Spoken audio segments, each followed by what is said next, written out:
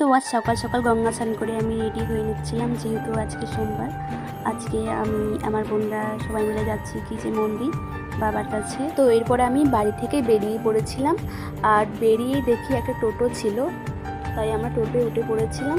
আর যেহেতু আমার বোনদের এখন এক্সাম চলছে, তো তাড়াতাড়ি মন্দির থেকে বাড়ি ফিরতে হবে, এর জন্য আমি টোটো করে চলে গেছিলাম। প্রথমেই আমার চোখে যেটা পড়ে মন্দিরে এসে ঘন্টা, আমি ঘন্টা বাজিয়ে নিই।